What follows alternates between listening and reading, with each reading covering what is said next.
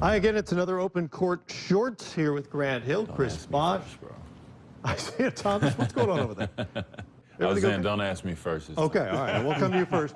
Kenny Smith, Kevin McHale. Simple question, who's the best teammate you ever had? Two, Hakeem Olajuwon and Vernon Maxwell.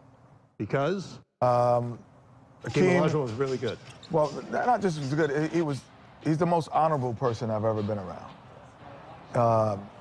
You know, you don't always have agreements, but he stands by his word, and I appreciate that. And Vernon Maxwell was able to kind of help me become a better player because he was able to bring things out of me, offensively and defensively, and bring a tenacity that he could carry for 82 games that sometimes I could carry for 50. So I enjoyed playing with those two guys. Zeke? The best teammate, I would say Bill Laimbeer. I mean, we don't win championships without Laimbeer. I mean, he was solid, and as Kenny just said, you can depend on his word. You know, he always showed up. He was on time. Whether he played good or whether he played bad, he was always ready to go. And as a teammate, you can depend on him to do his job or try to do his job. And so he's the best teammate. Different stages, I'd say in Detroit was Otis Thorpe. I thought, you know, just a quiet guy, but was a pro. And I learned a great deal just about being a pro from Otis. We gave him to y'all, just so you know. You came too, but then you left. Why are you here?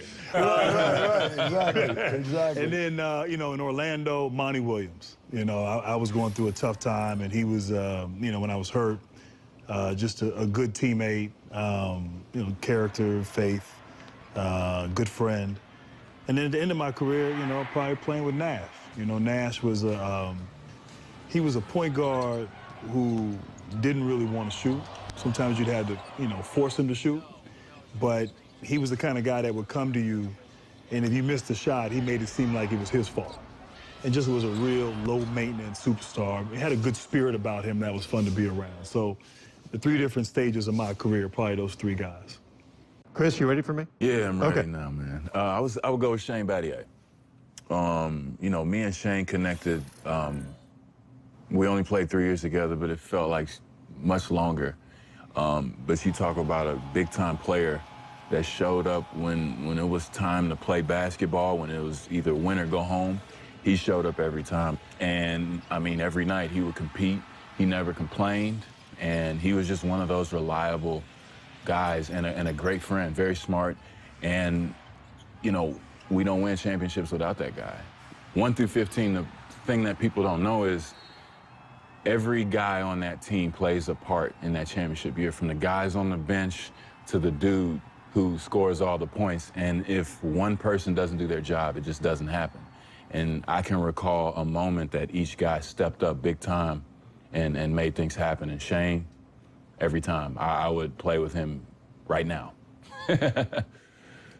I was lucky, man. I mean, like I could say ML Carr was a great guy. He gave me some advice. Cedric Maxwell. Larry was so dependable. Robert couldn't have been more steady of a guy. Robert, every day was the same. I come to work, you know. So, but for me, the guy that probably had the biggest influence on me was my freshman year at the University of Minnesota was Ray Williams. He played in the pros for the Knicks for a while. And so I go down to the University of Minnesota. I'm 6'10", 198 pounds. I don't even wear 200 pounds, okay? I'm literally just like this skinny. So I get to the gym, and Ray Williams is the only guy there. So Ray says, I'm in the locker room. Ray said, who are you? I said, Kevin McHale. And he said, you want a scholarship? And I said, yeah. And Ray goes, we'll go play one-on-one. I said, okay.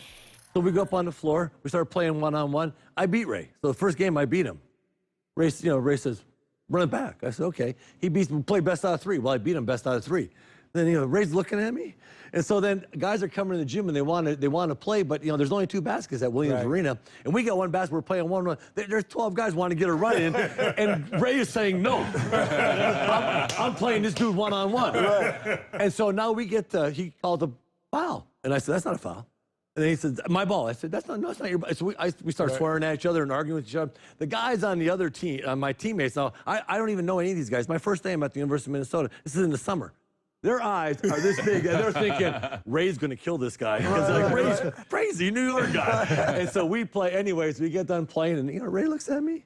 He said, yeah, I never lost to no whiteboard before playing one-on-one. And I looked at him and said, Ray, I never played a black guy one-on-one in my life. I got one over on you. He said, where are you from? And from that point on, Ray was my biggest cheerleader. Hey, you're going to be a great break. Ray told me all the time, man, you can play. To me, what separates, if you never play sports, team sports. I'm not talking about tennis and golf because you're an individual that everyone follows you. Yeah.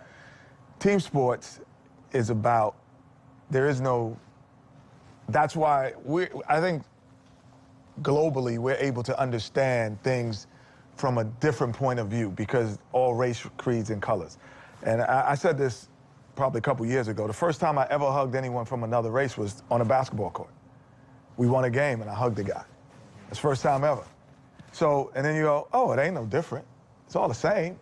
Like, you learn things through team sports that at a high level, not just, I'm not talking about this low level, I'm talking about a high level that other people can't understand. And we see things through a lens that no one else sees them through because of that.